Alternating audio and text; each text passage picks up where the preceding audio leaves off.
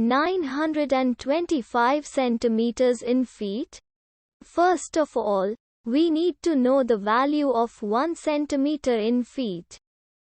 It's always 1 centimeter equals 0.03280839895 feet.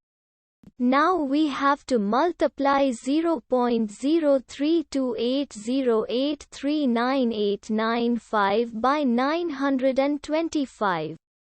Therefore, 925 centimeters times 0.03280839895 feet equals 30.3477690285 feet.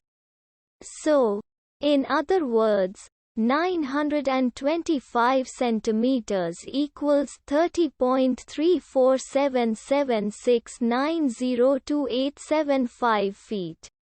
We hope you have enjoyed this video. Please like and subscribe to our channel for more videos like this.